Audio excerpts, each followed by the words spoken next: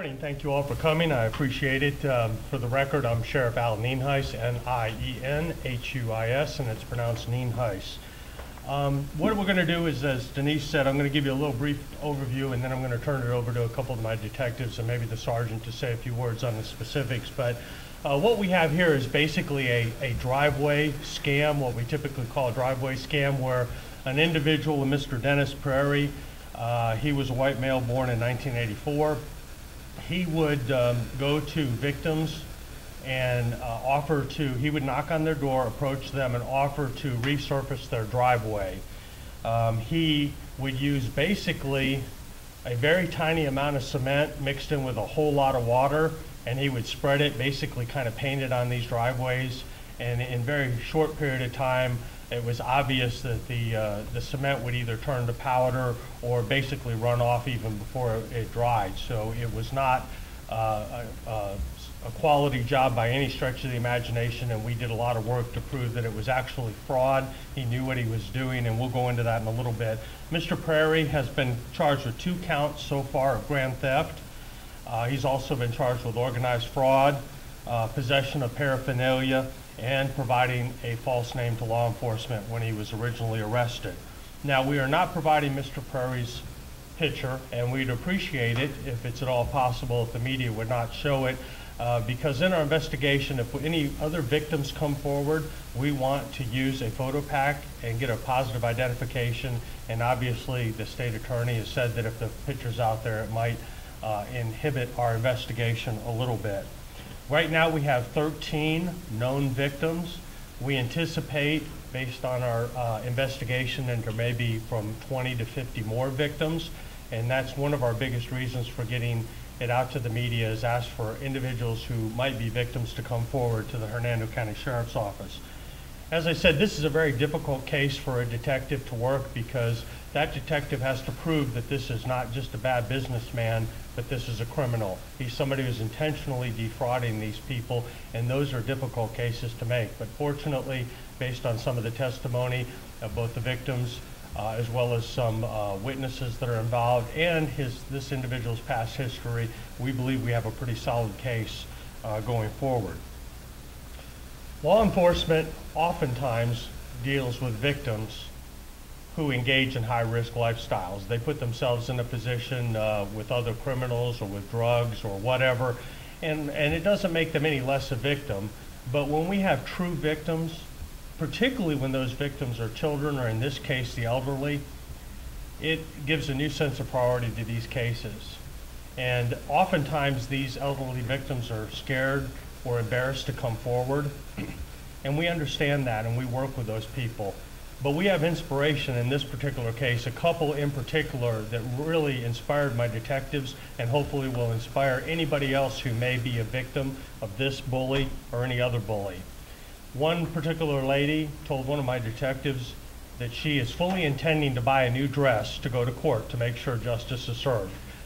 Another one is on oxygen, and she is fully prepared to do whatever it takes going forward, testifying, going to court, whatever she needs to do to make sure this person is held accountable. So if they can come forward and they can help us, then obviously anybody who's a victim can. Lastly, I want to touch base before I turn it over to our detectives, what a person can do to determine the difference between a legitimate business and somebody who's committing a fraud. A legitimate business very, very seldom, if ever, is going to knock on your door and ask to do work for you. They usually depend on people calling them. They have a legitimate ad or so forth. Ask for references. If somebody does want to do business with you, ask for references, and not just ones that were done a few days ago, but ones that have been done several months, where there's been plenty of opportunity for problems to arise. And of course, search engines on the internet and reviews on the internet are a great place to find whether somebody has been defrauding other people in the past. And last and certainly not least is check with state and county governments to see if the person is properly licensed and so forth. So without further ado, I'm going to turn it over to Detectives Galarza and Detective Dunn, and of course Sergeant Drew will be up here, and I'll let them talk a little bit about some of the specifics of the case. Thank you, Sheriff. Good morning. We began this investigation in early January. We received information that Mr. Prairie was soliciting the elderly in our community. In doing so, he was asking them if they needed work with their driveways, and once he was in there and kind of gained their trust, asking them if they needed any other odd jobs done. We've determined through the course of the investigation that there are 13 victim locations thus far, during which Mr. Prairie has obtained approximately $8,000 in money from these people. These victims are mostly over the age of 65. Like the sheriff said, we have victims that are on oxygen, victims that, you know, came down here to retire and just can't do the basic work that we can do. So they had this person come and give them a story. Mr. Prairie does give a story about his children being ill and sustaining injury. I think he spoke one time of his brother falling into a pool while doing some work assisting him and being electrocuted. These stories are all farces. They're just a way to gain the elderly's trust a little bit more and kind of make them feel bad for him. Once he does that, he talks to them about this specific product that he obtained from a warehouse in Spring Hill. This warehouse does not exist. He says that this product that he has is a special composition of cement and hydraulics. Not sure if he's just using large words to gain their trust again. Once he uses or gets them to agree to a contract, which he signs with most of these people, we found out that he's not actually getting any special equipment, but that he's going to Home Depot or Lowe's and obtaining regular mason concrete, which he then dilutes and spreads about the driveway, or in some cases the lanai. This gentleman is a scam artist at its core. When he gets money from these people, he does, I wouldn't even consider it work. He's taking a broom and spreading this liquid about their driveway, or he's just taking the money and not even starting any work in some cases. He's befriending other neighbors and kind of using them as references. So he may be down the street at one house and find another elderly person down the street and say, well, Mary, for instance, I've been working for her for years. Come on down and see what I've done here. Well, he knows that they're not going to go down there because they're too old to get up maybe and take a drive down the street. So they just consider, well, he did some work for my neighbors, he's going to do just as good work for me. In some instances, some neighbors kind of felt bad because they actually did refer Mr. Prairie. We've had victims' parents who got referred. Mr. Prairie, if you took the time, like the sheriff said, to look him up by way of Google search or any other public search records, we had one victim inform us during our investigation in the early stages that Mr. Prairie was wanted out of Missouri. We were able to corroborate that information and see that he was wanted out of Missouri and has an active warrant for the same kind of crimes. Mr. Prairie and his wife were arrested on grand theft for one specific case, and we have information on some other witnesses that are going to aid us in the furtherance of our investigation. What we want to do is plead to those citizens in Hernando County now that may have been victim to Mr. Prairie. And we know it's difficult that you may have fallen victim to him, but if you could just give us a call, nobody's going to think any less of you, and we really want to help you out. What specifically does he tell these victims he's doing to their driveway, how he fixes it? He says that he's going to repair cracks and resurface their driveway. Again, like I said, with this cement mixture of what he says has some hydraulic sealant in it. And how much does he charge per job? It really varies, and I'm glad you asked that question because Mr. Prairie's, due to his previous history, he felt that if he kept it under a certain dollar amount and maybe began work in some areas, that it would be more of a civil matter and not a criminal matter. But the totality of circumstances in this case is what brought it to a criminal matter. How did he figure out who to target? Was he watching his home? Was he, asking neighbors who were elderly? It looks like to us he was looking at driveways, really, and then knocking on the doors, and if these people met his criteria and were later on in age, he was just targeting them and giving them a sob story. How long was he at this for? We believe, based on our investigation, he started doing this in early October. And what led you to him? Did someone call and say, I don't think this work was legit? We began to receive complaints in January from people who he wasn't completing work on, wasn't returning phone calls. The work wasn't, because he would sometimes give 5- and 7-year warranties, and when they were calling because the next day this material started to flake up, or in some cases it pooled at the end of the driveway and created what I like to call a speed bump. He just wasn't returning calls, or he'd given bad phone numbers. We actually had one victim find out where he lived and went to his house on several occasions. Yes, we have some pictures that we can show you too. Did you actually observe him doing, like, do an undercover thing where you're watching him do this? Well, we were investigating these allegations, and prior to coming to the conclusion of our investigation to effect an arrest or an arrest warrant, we were alerted by a victim who came to our office with Mr. Prairie's ID card and said he's actively working on my house and some other neighbors. So based on his warrant, we had a duty to act, and we went out there and we caught him finishing up some poorly done work again. Did he admit anything to you about fraud or knowing what he was doing or anything? He's a career criminal. He knows the game. Lawyered up instantly, but he made a couple of spontaneous statements which led us to believe that he thought this was a civil matter and not a criminal matter. Where's the investigation now? Has he been arrested? Yes, sir. He's currently in the Hernando County Jail. Okay. He's got arraignment coming up, but he's also going to remain there because if he bonds out, he's got an active warrant, like I said, out of Missouri. And can you spell his name first and last? Dennis, D-E-N-N-I-S, and it's Prairie, P-R-A-I-R-I-E. P-R-A-I. P-R-A-I-R-I-E. Okay. Was he using that name with people he was working with? He was, and some of the contracts had his wife's name on top, and that's Marion Brown.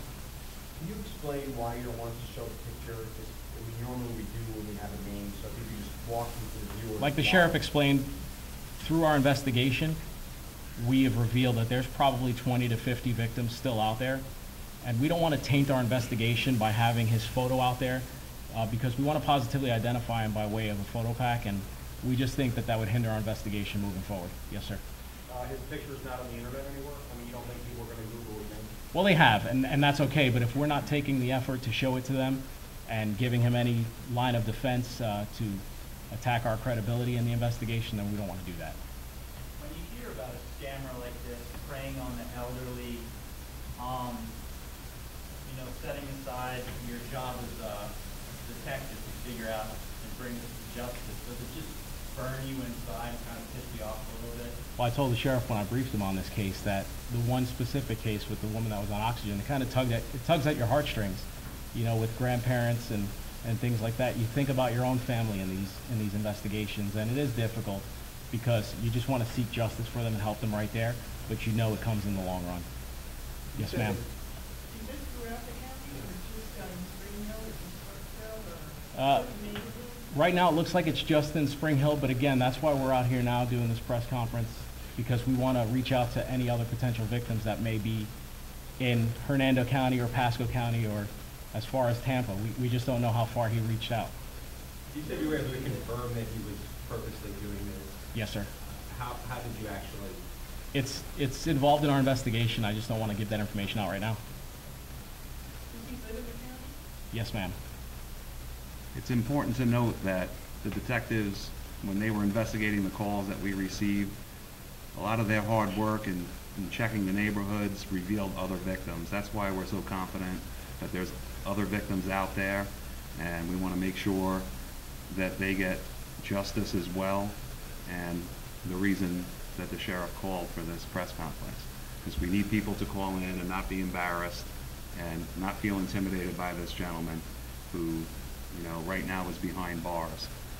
There's going to be more cases, and it's important that we follow through and, have all of our victims have justice.